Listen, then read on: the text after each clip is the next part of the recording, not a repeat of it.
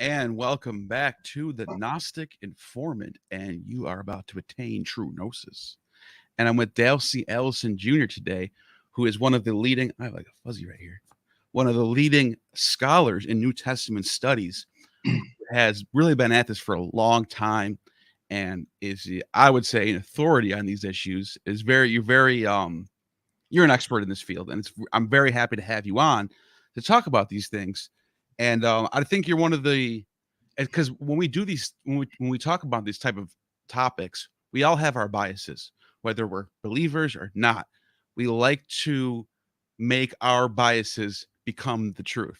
It's like a weird, like, even if you don't think you're doing it, you're probably doing it. You're one of the few that I can honestly point to that could say, I think that you're objectively looking for the answers in these subjects without putting your bias in front of it. And it's a refreshing thing to see. So I just want to thank you for that before we start. Well, thank you. I try, I suppose. Confirmation bias is everywhere. You can't escape it, but at least you can be aware of it. Absolutely. So today, the subject at hand is going to be end of the world, the book of Revelation, and what is the kingdom of heaven. I guess to start, and we have some super chats already that are really good questions. We'll get to those in a second. But I just wanted to just to start it off, just to get a little bit of an explanation of what these topics are. What would you say if you could give a quick little definition of like eschatology, end of the world? What would you say this is in the context of Christianity? Well, eschatology means etymologically the study of or the science of the last things. And so depending on what you think the last things are, how you conceptualize them, that is what you're studying. Traditionally, in the so-called mainstream churches, eschatology would be the subjects that are at the end of the old systematic theologies, which means heaven, hell, judgment, second coming, eternity, millennial kingdom, if you believe in such a thing. So those are the sorts of topics that are traditionally grouped together under eschatology. And if someone was to ask you, like a Christian, for example, was to ask you, does the Bible point to a specific time of the end of the world? Like, is it tomorrow? Is it last week? Is it next week? When is it? What would you say to that? As purely objective what the Bible says. As an historian, I would say that the people who wrote the books in the New Testament, by and large, hoped that things would have been over a long time ago. In other words, the New Testament appears to hope for the end in its own time, in its own century. So I don't think the author of Revelation ever imagined that things would go on for 2,000 more years. I don't think that's what Paul thought. I don't think that's what the writers of the Gospels thought. So if you're asking for a date, the New Testament doesn't give a date, but it certainly encourages people to think that the end is at hand. That was their hope. Beginning not with Jesus, but actually with John the Baptist, who is an important figure in the New Testament and actually shows up at the beginning of all four Gospels. You have a lot of evangelical Baptist types that love to point to Daniel, and they like to say that since Israel returned in 1940? Can't remember the date. Do you remember the date? 48. 48, yeah. They'll say that we have 70 years from that date, which would be like, what, right around now, I guess? What do you think about something like that? Okay, so there are many things to say about that. One is that when I was growing up, it wasn't 70 years, it was 40 years. So people were thinking in the 1970s that things were going to settle out very, very quickly. In fact, the best-selling nonfiction book of the 1970s was called The Late Great Planet Earth by a man named Hal Lindsey. And he used the 48 date and the 40 years to say things are coming to a head real quickly. And of course, he wasn't correct. But one of the things that becomes obvious is, if you're an historian, is that some Christians thought that the end would occur in the 1st century, but you can find Christians who thought that the end was going to be in the 2nd century. Then you can find Christians who thought the end was going to be in the 3rd century. And then there are people in the 4th century, the 5th century, and so on. If you do just a little work, you can find people from every century, Christians who thought that the end was near or that the end was at hand. So it's always near or it's always at hand. And the other thing, if you read carefully, do some research, you will find that people are always reading their own time into the book of Revelation. So while this may be an apocalyptic moment right now, or seems like it to us, I can tell you that books were written right around World War I that that say the end is at hand, or books were written around the Civil War where things were terribly dire and so on, and people thought, well, maybe the end is going to come.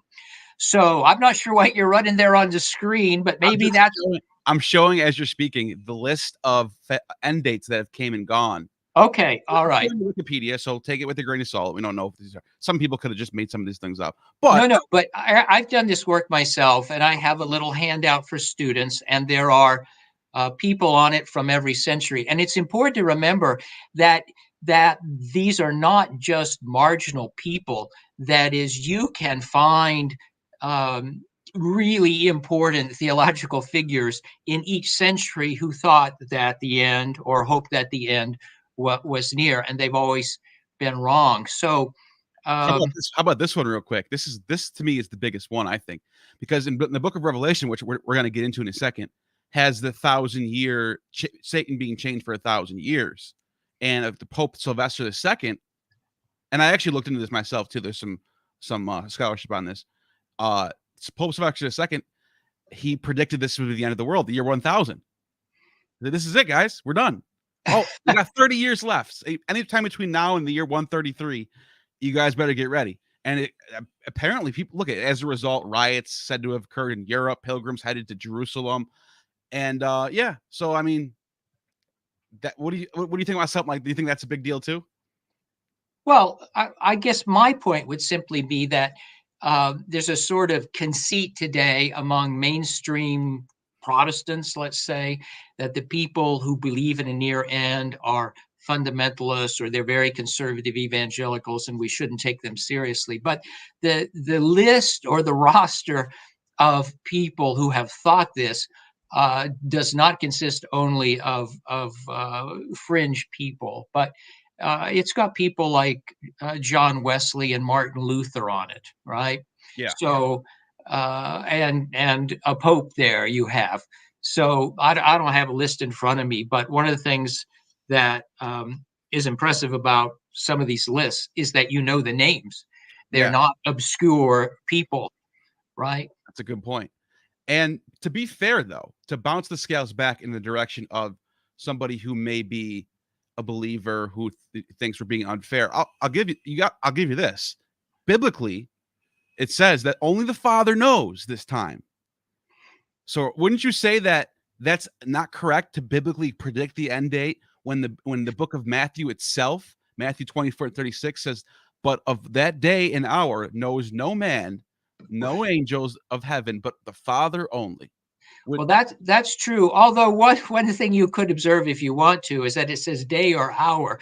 That doesn't mean year or decade. So somebody might respond and say that I think that would be a sort of cynical response myself. And it is the case that if you look, for example, at the book of Daniel, especially chapter 12, it looks like somebody there is trying to calculate things. But I like the Jesus that you just quoted, and the Jesus of Mark 13, the Jesus who says, nobody knows this, not even the Son. So, but that verse itself did not keep people from hoping for a near end, or for people like Paul for expecting it. I guess you could say Paul doesn't dogmatically say, the end is going to come within the next 5 years or something like that. But he thinks the end is nearer than when he first believed, and he does have this apocalyptic hope that runs throughout it seems to me, throughout most of his letters. And it goes on into the second century and is always there in some part of the church. By the way, I should add here that from one point of view, I'm completely sympathetic to this. That is, I'm not sympathetic to calculations, but I sometimes look at the world and I think if I were God, I would stop it right now because there's too much suffering, there's too much pain, there's too much wrong. Let's have a reset, let's start over, let's go somewhere else, or something like that, right? Yeah. And for Christianity, this is especially acute because it believes that God is love, that God's madly in love with everybody, and that God is all powerful. So if you really believe that and take it seriously, it's hard to look at the world and to think, wow, it's just going to keep going on like this for an indefinite time. If you have a serious Christian religious spirit, you've got to hope for something better, and it's just perfectly natural to think, good grief, God's got to stop this show soon, right? It just makes sense given your feelings and your theology. So I'm completely sympathetic with it. I actually think the so-called delay of the end or delay of the parousia is another version of the problem of evil, which is the great problem for Christians, right? How do you reconcile the evils of the world with Christian theology, God being loving and God being all powerful? How do you put those together? The parousia, the delay of the second coming, is the same sort of thing. It just takes the form of, okay, God's got to stop this right now because things are just too miserable. Yeah. There's some really good super chat questions that are coming up, and I just want to get to them in a quick second. But I also want to get your thoughts on verses that relate to something like this. For example, Mark 9. There are some of you who will not taste death until they have seen the kingdom of God come with power. How would you interpret this? What do you think about this? Okay, so that is a crucial text, much debated in Christian history. So I'm on the side of, I guess you would say, the more liberal part of exegesis here. I take that at face value. Now, there are some people who say, well, maybe Mark or Matthew understood this to be fulfilled in the transfiguration. That sounds really kind of odd to me. There are others who say, well, this was fulfilled sort of in the resurrection and Pentecost and so on. My own view is that this is a statement of a hope which did not get fulfilled in the first century. If you remember the end of the book of John, the beloved disciple is having a little, or there's a conversation with Peter about the beloved disciple. And it doesn't take much to read between the lines. It appears that the beloved disciple has died by the time the Gospel of John, or the Gospel of John with chapter 21, has appeared. And why is that a crisis? Well, I think it's a crisis because somebody has understood Mark 9:1 or sentences like it to mean that not all the apostles or the disciples will die before Jesus returns. And so the gospel has to settle that issue. But I think that's the plain sense of the text. And I think Christians struggled with it. So I don't find it plausible to think that Mark is thinking of Pentecost or AD 70 or the resurrection. I think he's still hoping for an end before everybody in Jesus's generation has died or before all the apostles are dead. Interesting. Now, I want to get into Revelation, and I realize that a lot of these super chats are going to already be taking us into that conversation. They'll steer the conversation. So Okay. We'll hold off on that for 1 second. The last thing I want to ask you about is this concept of the kingdom of heaven. Is it an earthly kingdom? Is it a heavenly kingdom? What is your interpretation of what they mean by this? Okay, well, first of all, kingdom of heaven is a phrase that only occurs in the New Testament in Matthew. And Matthew seems to, I have to be careful here, but more or less use this synonymously with kingdom of God, which is the expression in Mark and in Luke, and a couple of times in the Gospel of John, and a few times in Paul. Look, the New Testament doesn't offer description of this. It nowhere says, okay, now we're going to have 2 chapters outlining a picture of the future. But for me, what these people expected and hoped for was a radically remade earth, or what you might call, with reference to the Lord's Prayer, heaven on earth, right? Your will be done on earth as it is in heaven. It's an earth in which God's will is done, and in which the world is transformed. So I think it's a world without sin, without evil, without Satan. Now, again, you don't get detailed pictures of what this means, but I think it's maybe the wrong word, but it's utopian, and it can't be identified with anything that has come now or that has happened between the New Testament and today. I think the New Testament's idea, or let's say foundational idea about the kingdom, is that when it comes, everybody will know it has come.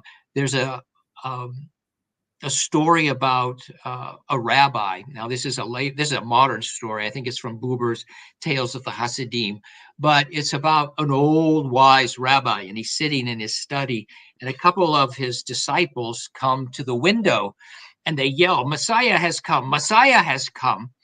And he doesn't get very excited. He slowly stands up and he goes to the window, and he just sticks his nose out into the air and he sniffs. He just sniffs. And then he turns around, goes back to his chair, and he says, "Messiah hasn't come." Now, what that means is that once the Messiah comes, everything will be changed and we'll all know it. It's not going to be something done in a corner or something that that's obvious to some people and unclear to others. So I think it's a transformation. There's a really interesting passage in Philo, who's a first century Jew, not given much to eschatological speculation, but there's a point in which he seems very much to take the prophecies of Isaiah literally. He seems to say that the animals at some point will become tame, and they will quit attacking people and quit eating each other and so on. We'll sort of go back to the way it was at the beginning in the book of Genesis, where things were good before they got so bad. Anyway, I think that's what they're looking for. So I don't think they're anticipating the destruction of this world and its replacement. I think they're looking for a radically changed earth that's a sort of restoration of paradise, or making everything the way it should be. But is it now? And would you think that there's some layer of Platonism of the forms? You know, every form has a perfect version of it. This would be the. Do you think that has something to do with it? I think that's there that is certainly there in Philo. It's not clear to me that it's in the Synoptics or Jesus. You can make a decent case that there's some Plato behind the Gospel of John. But I don't think that's the key to what's going on with kingdom of God language in the New Testament. Already in Judaism, you have the notion of heaven where the angels do God's will, and you have a heavenly temple. And you already, already back in Exodus, the temple is built on the basis of a sort of heavenly blueprint or model. And so you already have this idea that there's another world in which things go right, and parts of that world and the way it is in that world will descend, and this world will be remade. Wow, that's all fascinating stuff. So let's get into Revelation. There's a lot of people who have questions on it, so I'm not even going to start with my own questions. We're going right to the chat. Derek from Myth Vision has a great question, and it's, would you say the purpose of Revelation is the hopeful soon end of the Roman Empire, of the Jewish people? And is it safe to say this book failed? Well, look, I think the book of Revelation hopes for a near end, and it certainly looks for the end of the Roman Empire, because it thinks of the Roman Empire as in league with the dragon, as in league with Satan. So it's very anti-Roman, right? Absolutely. And the end of the book is the end of Rome. Is it safe to say that this book failed? Well, it depends on what you're doing. If you're looking at the book of Revelation as a sort of blueprint as to what would happen later and that the end would come soon, then I think you have to be honest and say, yeah, it failed. On the other hand, I'm not sure that the book is primarily about predicting exactly what the future is. The way this works, it seems to me, is that the book of Revelation goes up and down between heaven and earth. There are these ascents to heaven where you see what's really going on behind the scenes, where you see what's going on at the throne of God, and so on. And I think that this is a book for people in difficult times. I'm one who thinks that some Christians have been killed. There are a few martyrs at this point. Maybe this is the last decade of the first century, and the reign of Domitian and the author and the community's address know some people who have been arrested and even a few people who've been killed. It's not a great time. And of course, the world is always difficult for some people. So it's looking at the world, it's admitting that it's terrible and it's horrible, but it's hoping that it will soon end. But in the middle of that, it's not just waiting for the end. You have these glimpses of some sort of transcendent reality, which is above all this. And I think those would function as encouragement. So I think if you want to say that this book literally fails in terms of predicting a date, yeah, everybody who's done that or hoped for that has failed. But I think the book would have made people feel better. Okay, maybe some sort of theological therapy or therapeutic theology, however you want to put this, or therapeutic apocalyptic. It's healthy to think these evils that I see aren't going on forever, and they're ultimately not the foundation of reality. That's something more. That's something beyond that. So that's how I would answer that, I think. Good question and great answer. And his follow-up with this, once again, subscribe to Myth Vision Podcast. Derek, once again, how does the failed apocalyptic fervor of the New Testament help with the historical Jesus? Does the failed apocalyptic expectations help us see Jesus? Well, I'm somebody who's famous or infamous for arguing that Jesus himself hoped for a near end, which did not come to pass. So for me, being honest with that question helps me as an historian and helps me understand the records. And I would say that early Christianity inherited its hope for a near end from Jesus. So from that point of view, yeah, this certainly helps. If you're looking at the text, in my judgment, if you're looking at the text and trying to explain away imminent eschatology or explain everything that looks like a disappointed hope, I don't think you're going to find the historical truth. So I guess from that point, if that's what the question is about, this helps me understand the historical Jesus. Interesting. Very, very good answer. Thank you for that. He's back for another one, though. He's not done. Okay. He's trying to get you. No, I'm just kidding. The kingdom of God. What did it mean by Jesus, and how does it reinterpreting this in the New Testament show us the apocalyptic Jesus failed? Cognitive dissonance? He's going hard on this failed thing. Okay, so the kingdom of God. What did it mean by Jesus? What did it mean to Jesus? Maybe is what he means. And I would revert back to what I said earlier. I think this is the kingdom of God on earth. This is a transformed world. I think it involves judgment, resurrection, and punishment of the wicked, and those sorts of things, the fulfillment of traditional eschatological expectations. Again, did the apocalyptic Jesus fail? Well, yes, he failed. If you're going to insist on saying that what he was all about is predicting a near end, I think, I hope I'm not being defensive here, but I think you'd have to say from another point of view, this guy did not fail.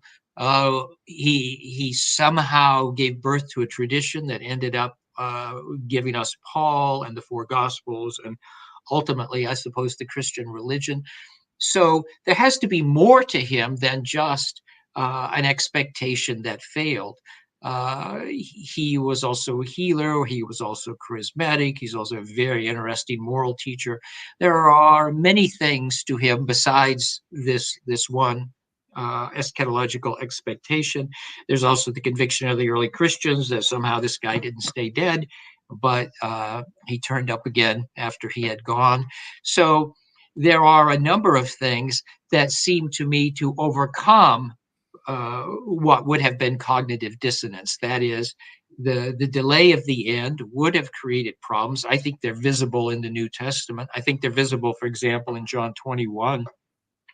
I actually think they're visible throughout the entire Gospel of John, which seems to me to be a sort of reinterpretation of the tradition. That is, the tradition is looking for the transcendent in the future. And while the Gospel of John doesn't give up on that, I think it focuses on the transcendent in the present. So that's a way of dealing with disappointment, or if you will, cognitive dissonance. Wow, great answer. And another tough question, but great answer. Thank you for that. Ted Francis was with a really another tough question. Who are the two beasts? Okay, so that takes you to Revelation 12 and 13 and 17 and so on. So the dragon is Satan, right?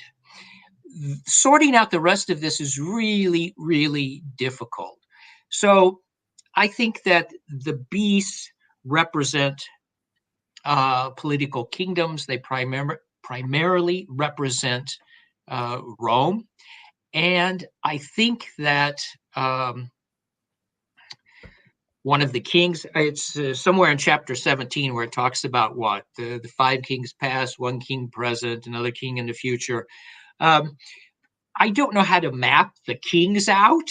All right. I guess I should stop here and say Revelation is a really hard book to interpret. And some of it I get, and some of it I don't get. All right. So if we want to come back to the first vision in chapter 12, I actually think I understand this vision. I can interpret it for you. I can tell you what the author means. But when the author starts doing these, 7 heads and 10 crowns and all the rest of it, it's hard for me to figure out what's going on. The one thing I am clear about is that some of these kings are Roman emperors, however you count them. Yeah. And I think that the head that is wounded and then healed is almost certainly Nero. And I think the reference to the name, well, so I don't know what your audience knows, but I think Nero Caesar is a slam dunk for 666. Absolutely. So, well, it changes in Latin to 616, which would be the Latin render.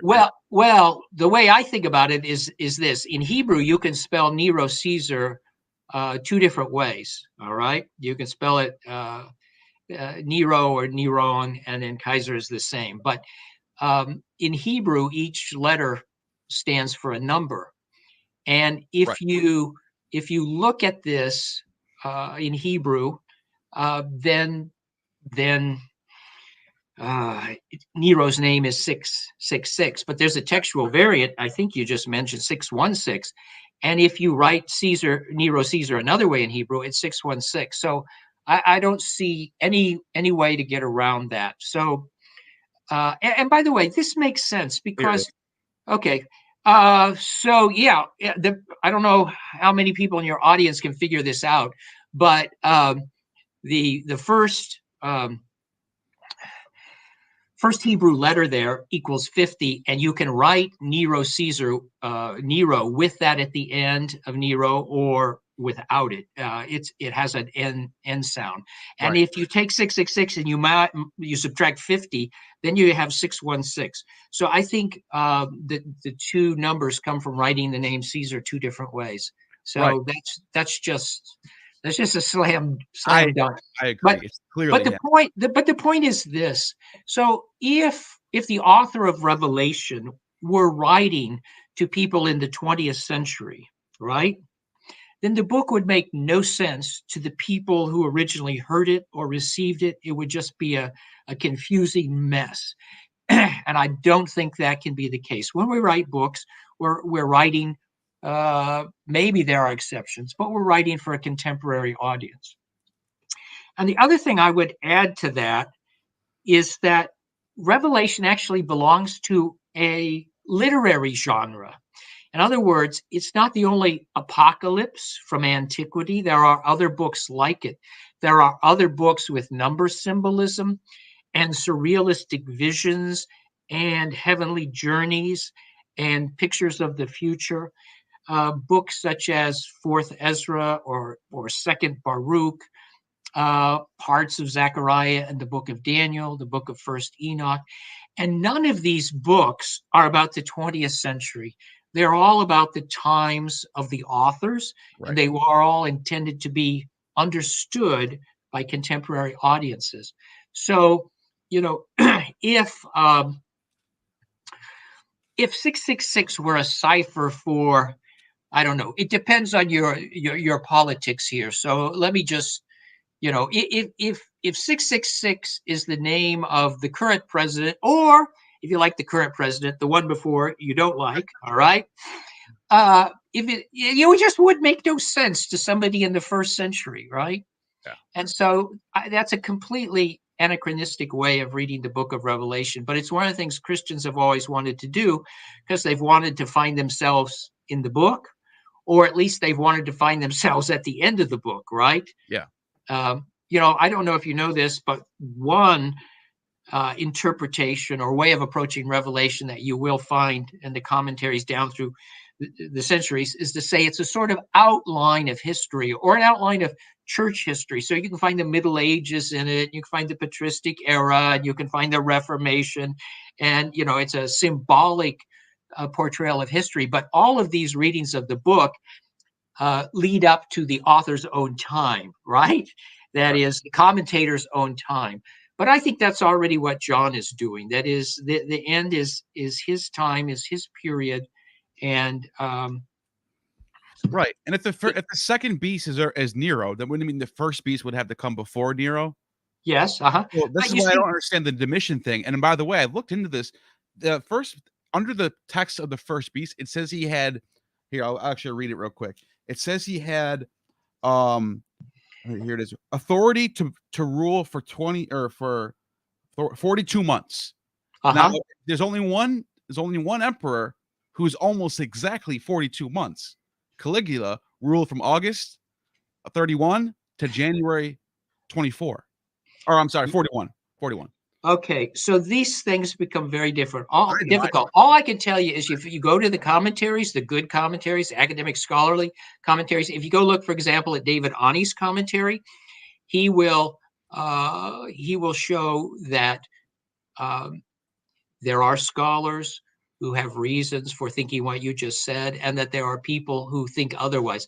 Actually, Ani's commentary, which is the best thing I think ever written on the book, it's a 3-volume commentary, which I gather he's already trying to revise. Ani finds the data from Revelation about the emperors so confusing that he ends up postulating that the book formed in stages, and that some of the oracles may come from the time of Nero, right? But others he thinks come from the time of Domitian. So he sees a book that actually evolves over time, and this is one way maybe that you can deal with the conflicting indicators. I remember at one time being convinced that Revelation was probably a pre-70 book, and this is all about Nero and the chaos that followed after Nero. But then I lost that opinion a little later after reading some more. And if you were to ask me today, I'd say, well, Revelation is an odd collection. I don't think it was written at one time. Sure. I don't think it's all visionary. I think it has sources. I think some of these sources are from earlier times. Yeah. I think maybe a couple of these sections might be from Jerusalem pre-70 times before the destruction of Jerusalem, but other things may well be Domitian.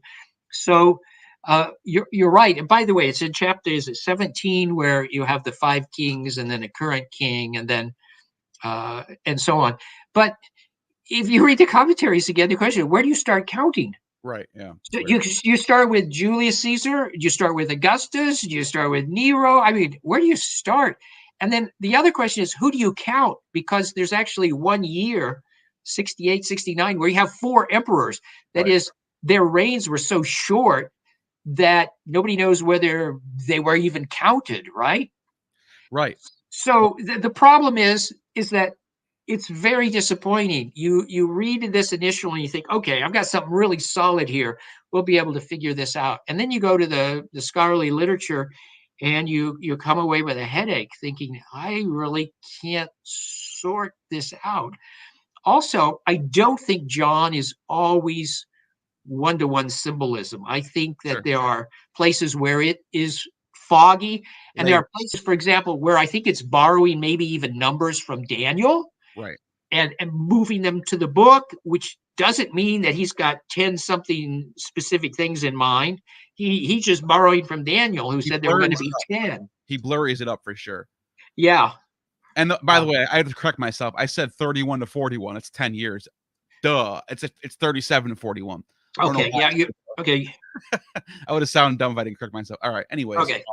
But yeah, so just to go on to that was a great answer. Thank you for that. Myth Vision podcast is back. Was the end expected in the New Testament cosmic? Okay. So in New Testament circles, I suppose this question is associated very much with N.T. Wright or Tom Wright, who says that mainstream German scholarship and people like me have gone astray because we've talked about the end. And for us, that means the end of the space-time universe.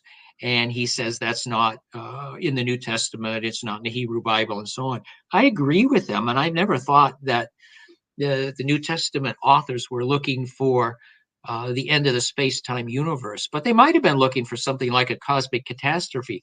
I think they are looking at the remaking of nature, and I think they are looking for something like the rabbi in my earlier story. That is, they are looking for something that is so radical, so transformative, that it will be obvious to everyone. It won't be like Pentecost or the church or AD 70 or the resurrection of Jesus, all of which are ambiguous things which can be interpreted in multiple ways.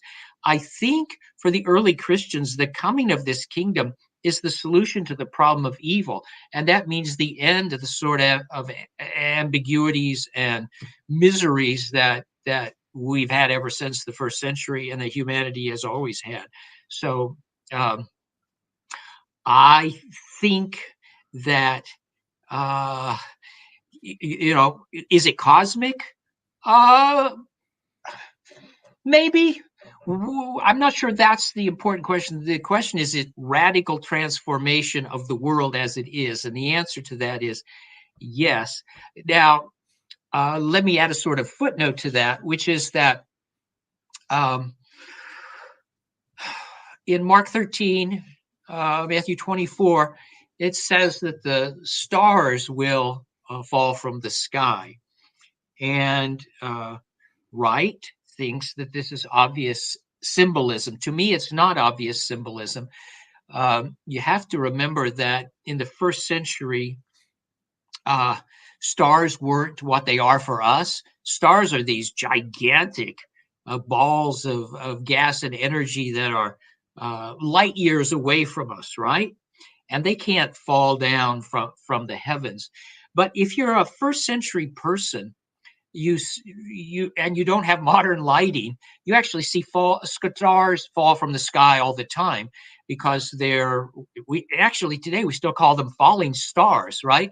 Because it looks like a star that is falling. Right. If you are talking about first century knowledge, these people think, because they see it, that stars can fall from the sky. They even see meteor showers occasionally where a bunch of them fall, and they don't know that there's a distinction between the lights they're seeing fall and the lights that are staying up there in the firmament.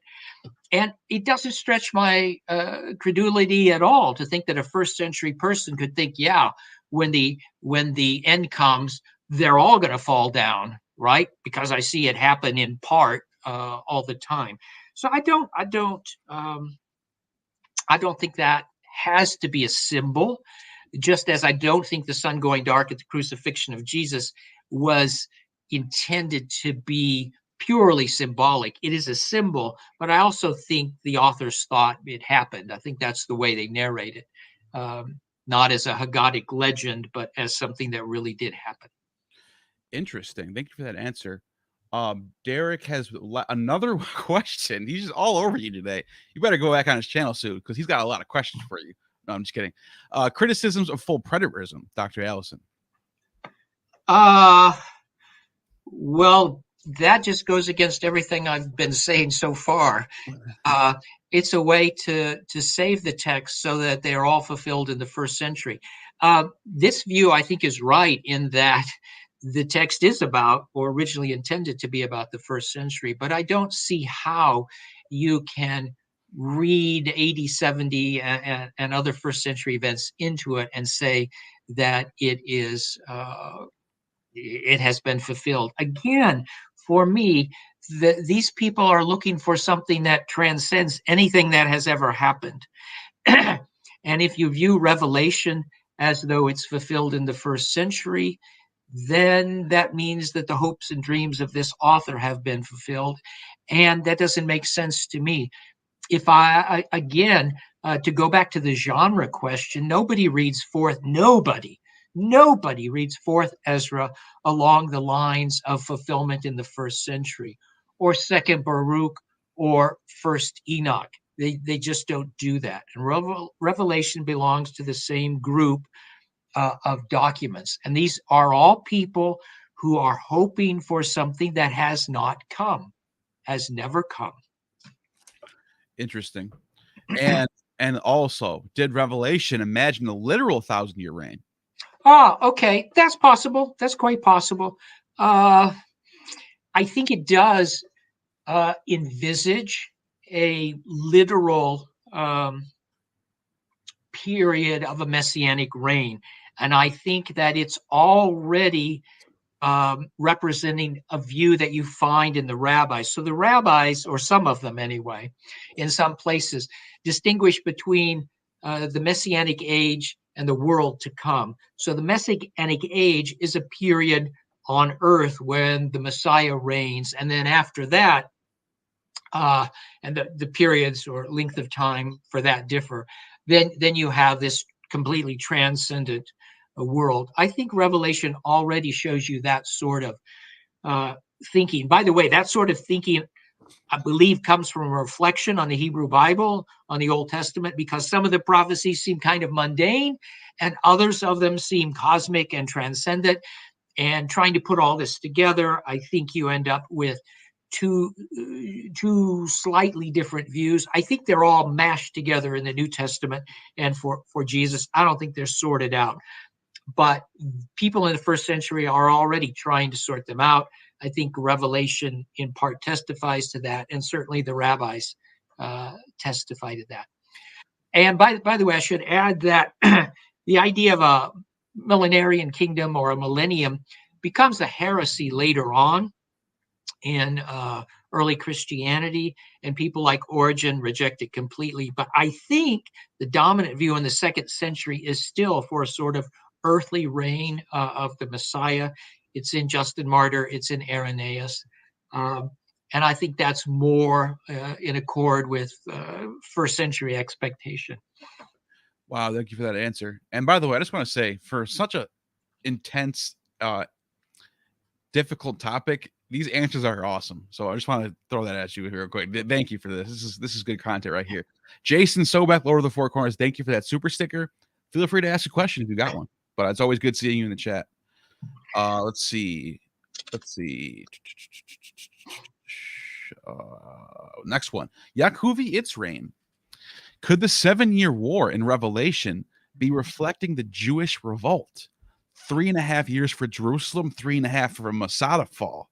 Ho, ho, ho. Okay, so that's very interesting. And I have to be honest, there's no point in pretending to be an expert when you are not.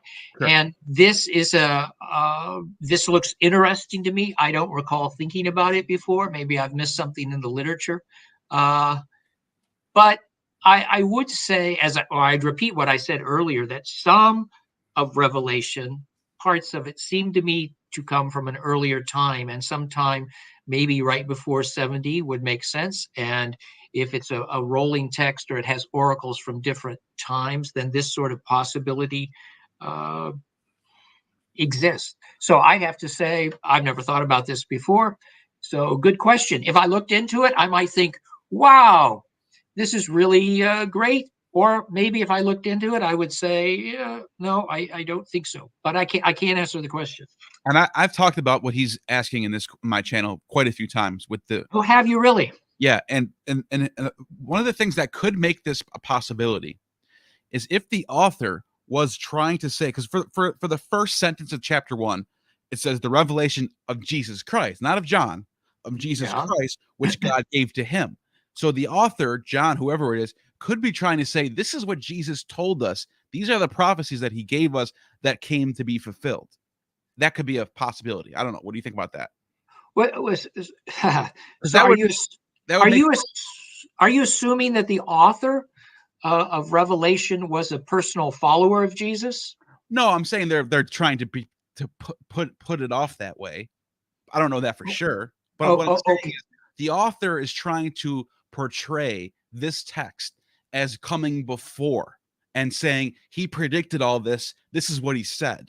I see. Okay. Well, that would explain why all of this stuff seems like an allegory of the past instead of the future, right? I don't know that allegory is the right word, although, yeah, I understand what you're doing there. How much of this is already fulfilled and how much is unfulfilled from the point of view of the author? Parts of it are fulfilled. The vision in chapter 12 at the beginning, I think, has been fulfilled. I have a Bible here. So that's the woman and the dragon. Yeah. Yeah. Okay. I think that's a retrospective on the career of Jesus. Okay. Interesting. So I think he's the one who's going to rule the nations with the rod of iron. I think being raised up to heaven is his resurrection. I think that he comes forth from Israel. I think that's who this woman is. She's represented by the 12 stars. I think these are the tribes of Israel. Anyway, I think this is a retrospective on Jesus, but I haven't thought that most of this is that sort of text. In other words, my inclination has always been to see that most of this is forward-looking rather than backward-looking.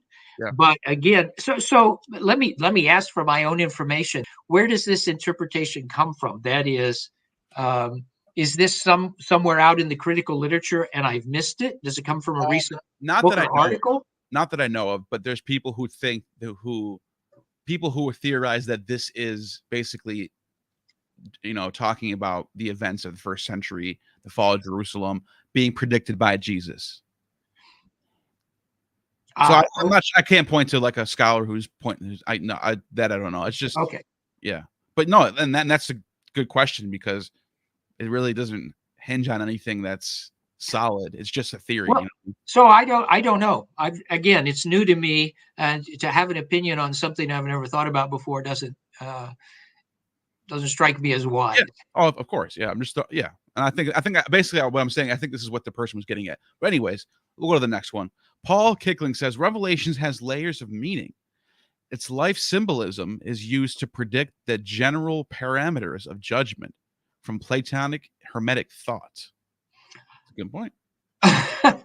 So layers of meaning, but that's also true of the book of Daniel. It's true of 4th Ezra. It's true of 2nd Baruch.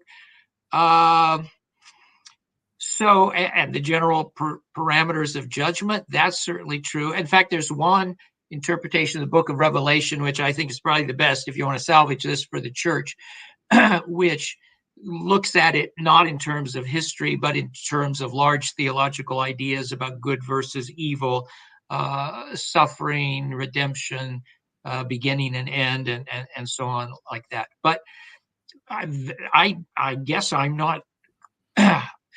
My tendency is not to look at Revelation and to see Plato.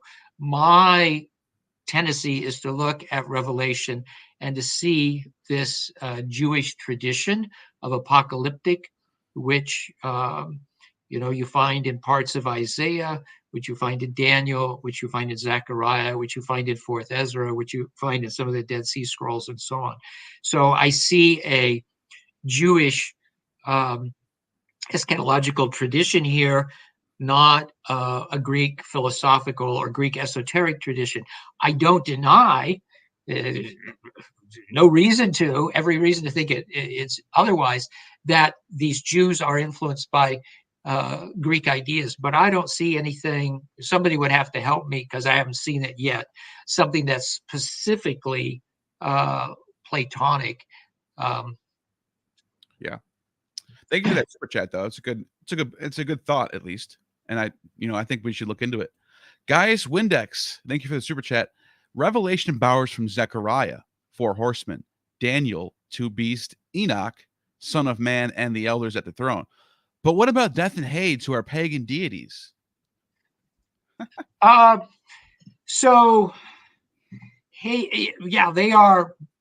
Yeah.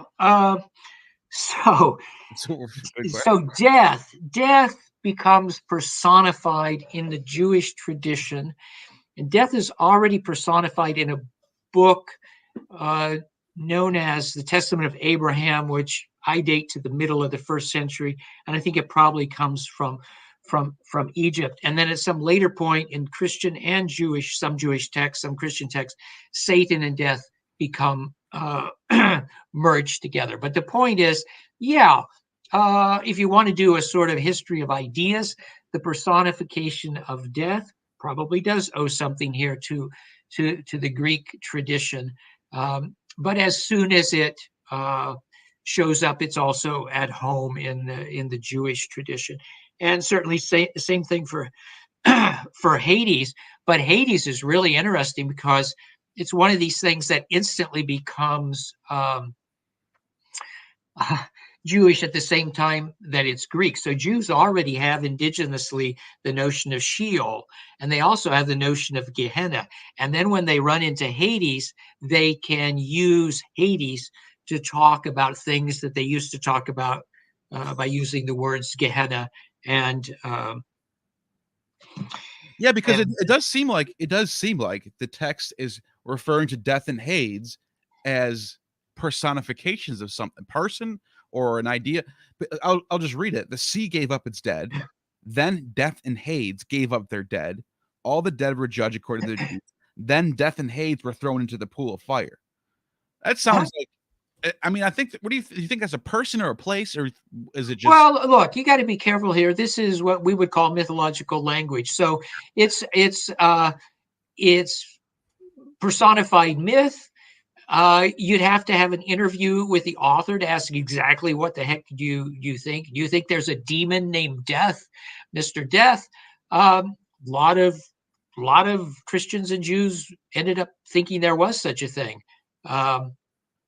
In this book I mentioned, death is personified, and death comes to Abraham to yank the soul out of his body at the end of this book.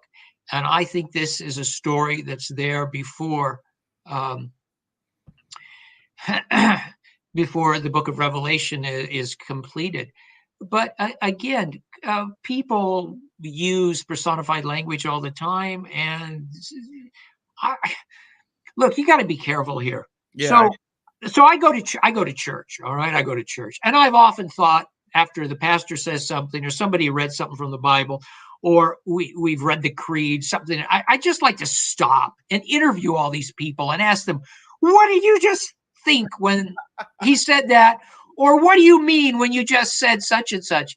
And my great fear is they don't think that much. They're just kind of words. And death and Hades are wonderful symbols.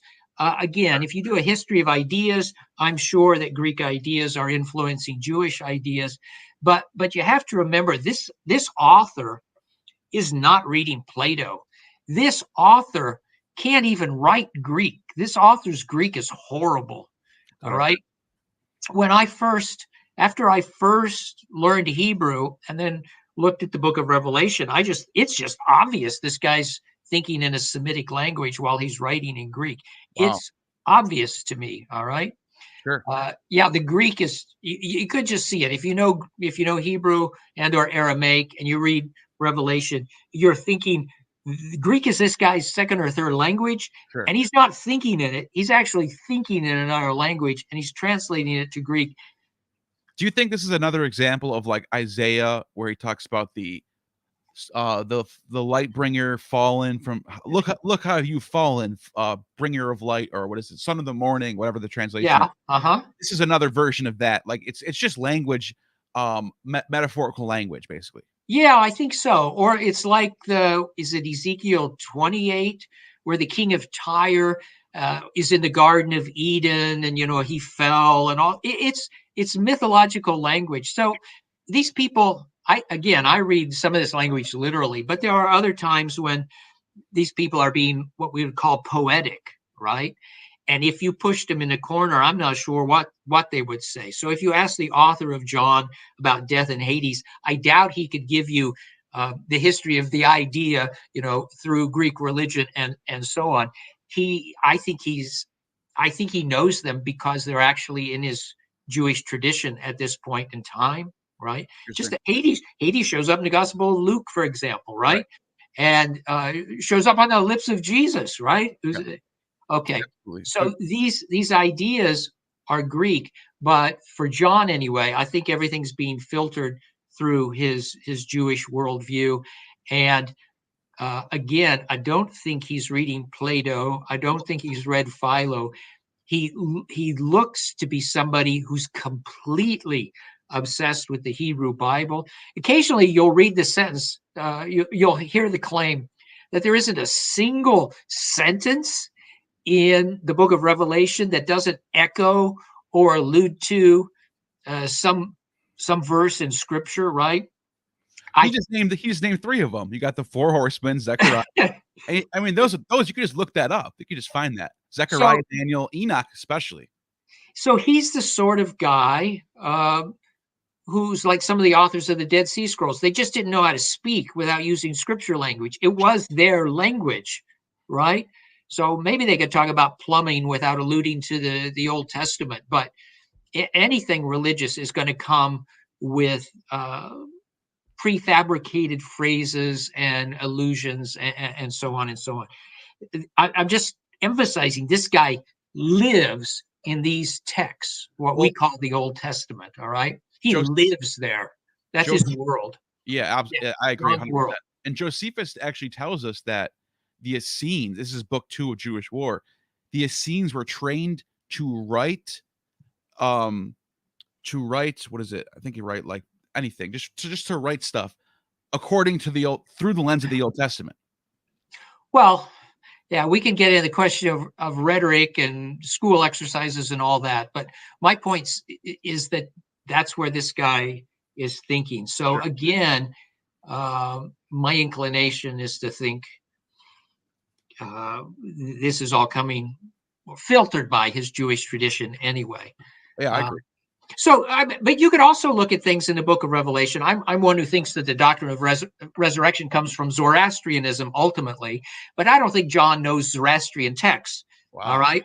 Zoroastrian doctrines of judgment and fire at the end and resurrection, I think those come into Judaism. You think that's the Pharisee thing? And that's why they're called Pharisees? I'm not sure what you're...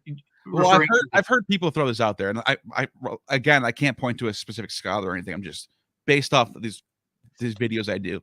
People I talk. There are people who theorize that the word Pharisee is a term that the Sadducees give to the people coming back in the Second Temple period who are borrowing Zoroastrian themes, such as, like you mentioned, end times, messianism, or baptism, all these new ideas that aren't from the Sadducees. Okay, so whether the Pharisees gave themselves their name or not, I don't know. It's usually explained etymologically. I don't know whether it's correct or not. Usually explained as those who are in some way separate or separating themselves from other people through purity laws or something else. So maybe I'm just out of it and I don't know this Zoroastrian explanation, but I think that Zoroastrian influence is clear in the Dead Sea Scrolls, and I think it's the best guess as to where some of these ideas such as resurrection come from. But the point here isn't about Zoroastrianism. It is that you can look at an idea and you can say, well, it goes back here, or here its genealogy. But that doesn't mean that the recipient is in touch with the origin, right? That is, I don't think John is reading Zoroastrian sources. He's influenced by Zoroastrian sources or Zoroastrian thought, because they have influenced Jewish sources, which have influenced Jewish sources, which have influenced things he reads and how he reads them. Yeah. Okay. I agree with that. Yeah. Paul Kickling, on earth as it is in heaven, is the Christian as above, so below.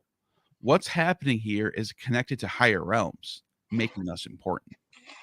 Okay. On earth as in heaven, is the Christian as above, so below. Well, so as above, so below. I see a distinction here. So as above, so below later becomes a philosophical idea. On earth as it is in heaven seems to me to be a moral thing. So it's a recognition that earth is not the way it should be, and then a prayer that it become what it's like in heaven. So thy will be done on earth as it is in heaven. If you go back to the Lord's Prayer, again, I think people in church aren't thinking when they say this, but who does God's will in heaven? Well, the answer is the angels. That's the answer in Judaism and Christianity. So this is a prayer that God's will be done on earth the way it's done by the angels in heaven. All right. And so it's not that things are above as they are below. It's not Platonic. It's not the Jerusalem temple is a mirror of the heavenly temple. It's rather this recognition that things should be below as they are above, but they're not. And so we pray for this to change. Interesting. Thank you for that super chat. Thank you for that answer. Myth Vision podcast. Derek, what's going on? Subscribe to the Myth Vision. If you haven't, you're living under a rock. Anyways, do you think Christian Gnosticism was birthed by the failed apocalypse?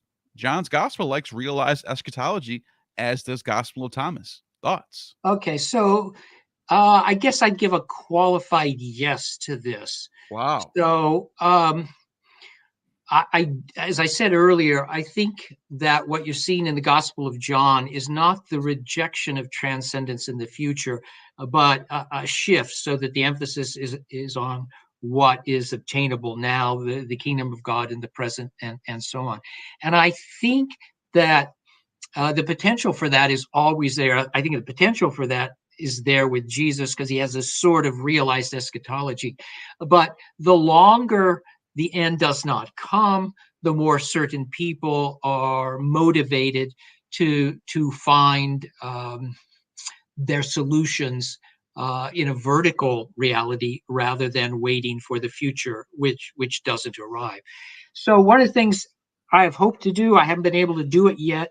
I really would like to look at what happens to movements that have a near-end expectation, and it's important for them. And then there's a sense that the end didn't come. Does what you see in the Gospel of John also occur in part in Gnosticism? I think that's probably part of the answer. Is this what you see in maybe the early Shakers, which start off with a very strong idea of a second coming, but then become mystics in short order after the end doesn't arrive. I would like to look at a bunch of cross-cultural movements. I would like to do this comparative thing.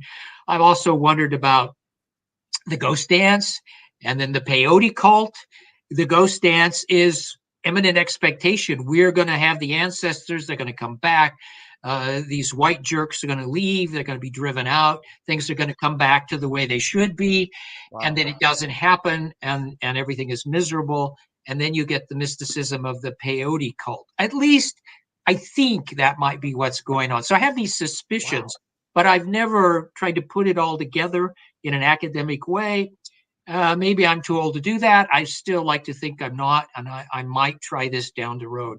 But yeah, I do think the Gospel of John is in an important sense an attempt to reinterpret the tradition so that the focus is on a sort of present mysticism rather than an eschatological hope, which has not come as people had hoped. Wow, that was a really fascinating answer. Thank you for that. Paul Kickling is also returning with another question or comment. Look into syncretism. 666 being the number of the beast already was poisoned, but Nero, by the Logos, was left with an imprint of a sign. Okay, so maybe we can get a follow-up because I'm not sure. So the way I think about this, maybe we can get some clarification while I'm talking here. Sure. But the rabbis have something that's known as gematria. Right. And if you look at names, Jewish names in Hebrew, each letter has a numerical value. So you can look at any name. You can look at Abraham, Moses, Jacob, and you can say what the value of the name is. And the rabbis do play this game. And, they look at values and say, oh, can we do anything with that? So it's something that they did. And it's also something that you can find in other apocalypses. You can find it in the Sibylline oracles, for example. Yeah. Actually, my own view is that you can find it in the first chapter of the New Testament. You can't prove this, but David's name, if you add it up, has the value of 14, and it has 3 letters in it. And if you look at Matthew's genealogy, it's really interesting. David is mentioned 3 times at the beginning, the middle, and the end, and he is the 14th entry. And Matthew has given us a 14 by 14 by 14 genealogy. That is, he's constructed this thing out of 14s, right? And he's mentioned David's name 3 times, and he's 14th on the list. And wow. I don't think this is coincidence. I think it's a form of gematria. And by the way, in order to do this, at least in the first 2 sections of the genealogy, he can use chronicles and information from the Old Testament. He has to cut out some names to get the 14s, right? Right. He's cutting them out. And so that means it's the number itself that means something to him. He wants this. I think he's being driven by this. So I don't know what synchromysticism is. I don't know if this is a reference to something modern or something ancient, but certainly the ancients had, or the Jews certainly had this idea that you could look at the numerical value of names and then find something really interesting about them, or do something interesting. I don't know what the number of the beast already was posited means. If that means, did John not make this up? I have no idea how to go about determining that. Maybe in his time and place, everybody knew Nero's name was 666. Thank you for that answer. I don't know. And I was able to pull up Jesus as 888, so that's interesting. Jesus Christ, yeah. But I don't know. Yeah, that's a really fun topic. It's just, how do we know how much is based off gematria or how much is just like, how do you decide which is what? Like, you know what I mean? Yeah. You always have the problem of coincidence, and you actually see this if you look at the history of how people have found 666 in, Ronald Reagan, and, everybody that somebody didn't like at some point has been found in 666. So you can do anything with numbers. Actually, there's an old book, I think, isn't there? Well, I guess you can do how to do anything with statistics, but you can do anything with numbers. It's the same thing. Yeah. Yeah. So the next one, before I get to the next one, I just wanted to show that's where the 888 comes from. But anyways, next question is Mummy Vale. What do you think of the Sibylline oracles identifying with Venus as the woman who gives birth to the child king? I would have to see the particular passage that you're referring to. I haven't read the oracles recently, so. He's got a follow-up. He's got another one right after that. Okay. The Julio-Claudian line was thought to be descended from Venus and Aeneas. Does this reflect the women and the dragon as Rome? Okay. Now, so the dragon is, in my mind, is Satan, but the dragon then is the sort of source for the beast and therefore the source of Rome, so that they are conflated, if you will. 7 horns, right? 7 hills of Yeah. Rome. And the woman here, I don't know if this is the woman of chapter 12. It's a problem with the chat boxes like this. Yeah. Or whether this is the woman on 7 hills.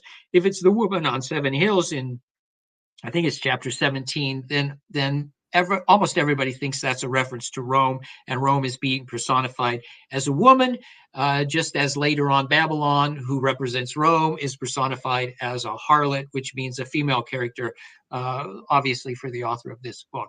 They just reflect the woman and the dragon as Rome. So maybe I understand this now. If this is the woman again on the 7 hills, then the answer to the second part of this question, at least, is yes. I think this is Rome, and Rome has its power from the dragon. So Rome is satanic. Interesting. We got a couple more, and we're getting towards the couple last ones. Thank you for that. Paul Kickling, in the Gnostic reading, Nero was an archon. This is the same person as before. In the Gnostic reading, Nero was an archon, manifested response to the opening of the gate by Christ. There's a whole action movie we didn't see. Unfortunately, I'm not a director producer. That does sound rather interesting. Yeah. The response to the opening of the gate by Christ. So again, to comment on this, I would need a specific Gnostic text, a Nag Hammadi text, and the reference to that. Sure. That's it. But maybe somebody out there knows a director producer. Yeah. He has got another question by the same person. Thank you. Okay. Paul. Enoch and Ezekiel influenced Merkava mysticism, and this comes through the Johannine text, hence some of the trippy imagery. I call it light mysticism. Okay, so the influence of Ezekiel on John, on early Christianity in general, is clear to me. The influence on Enoch and John, that's not a study that I have engaged in. I do think that Matthew's gospel almost certainly knows the book of Enoch. The book of Jude knows it. The Dead Sea Scroll people knew it. So it was a popular, widespread book. And the notion that it's influenced some of the text in John, that would be would make sense. But I would have to see, again, particular texts. And also I'd have to know whether you're talking about first Enoch or second Enoch. So, for example, the reference to in my Father's house there are many mansions, that does have a parallel in second Enoch. So I would need specific text to comment on. On the other hand, some of the imagery is trippy. Well, maybe mysticism light. That's an interesting expression. I don't know how light the mysticism is in the Gospel of John. It's not heavy mysticism, so maybe this is the right word, but it's on its way to being read as a sort of mystical text. And Clement of Alexandria refers to it as more mystical than the other texts. Thank you for that. That's a good question and good answer. Doc Ploromanot, always good seeing you in the chat. How you doing today? Thank you for the super chat. Is the XXX of Babylon Hellenized Gentile Christians, or even Paul? The practices Paul advocates are the ones John denounces as the synagogue of Satan, Balaam, etc. Seem he is correcting Paul as if he's of a James sect, That is a Okay. really interesting point of view. Okay, so I have to give this a sort of qualified agreement. So I do think it's quite possible that the book of Revelation, at a couple of points, betrays a sort of anti-Pauline view of things. And I do find that elsewhere in the New Testament. It's not just that we have conflicts between Paul and others in Paul's letters. I read the second chapter of the book of James as being anti-Pauline in intent. Whether it's actually on target in the criticism, I'm not sure. But I do think that you can find evidence in the 7 letters that the author of this might not have been happy with Pauline theology. How well he knows it, I don't know. Usually when people are polemicizing, they're not generous, and they're not trying to be accurate. But I think it's quite possible that John does come from a very Jewish Christianity that wasn't happy with everything about Paul. I don't know what XXX of Babylon, maybe that just means harlot of Babylon. I don't see Paul in the harlot of Babylon, but I do see in the letters places that can be taken as unhappy with Paul. Wow, thank you for that. Just check the chat here, and I'll try to keep it up here at the same place. Paul Kickling, Pharisee literally means Persian Jew, who basically wrote the entire second half of the New Testament. Zoroastrian effect on Judaism goes back to 600 BCE. I don't know. I have to look into see. Well, so a Pharisee literally means Persian Jew. I don't. Could be. Know it. But I don't recall seeing that in the secondary literature. Give us a source for that, Paul, if you have one, please, because I would love to see that. That'd be interesting. And I'm also not sure what the entire second half of the New Testament is, but maybe he's simply referring to the fact that Paul was a Pharisee, and that Paul writes a great deal of the New Testament. And if that's the case, then that's true. Paul is in many ways a Pharisee. Actually, my own teacher, W.D. Davies, was well known for saying that Paul was a Pharisee who believed that the Messiah had come, and tried to work out much of Pauline theology just on the basis of that. That is, what would a Pharisee conclude, infer, think, if the Pharisee thought that the Messiah had come? Interesting. Thank you for that. I think there might be 2, maybe 3 more total, and let's get to those. And I know you got it. I'm sorry for keeping you past the time, but That's okay. We'll get through these quick. Abel Chavez, thank you for the super chat. I think it's a reincarnation process. If you put the Bible and Quran together, it equals to reincarnation, not resurrection. We killed him not. If correct, I think I am puzzle solved. We can't create but remake. It's more of a comment. Okay. I'm not sure how to answer this. I have read the Quran, and I've read the Bible, and there are certainly parts of the Quran which are indebted to the Bible, or at least Christian and Jewish readings of parts of the Bible. I don't see it as a reincarnation. Sorry, I didn't mean to put that way. Sorry. I don't see it as reincarnation, and I'm not sure what the reference to we killed him not is. Again, this is the problem of having little chats and little sentences, because I'm not sure the context or where this is coming from. I think I am puzzle solved, and we can't create but remake. Well, I guess it's true that we're always remaking, and so I guess you could say, certainly, maybe you're getting at this. A lot of the Quran does come ultimately from what we call Judeo-Christian tradition. So, or at least Muhammad is certainly influenced by Jewish and Christian ideas. So if that's what you're saying, I'm certainly on board with that.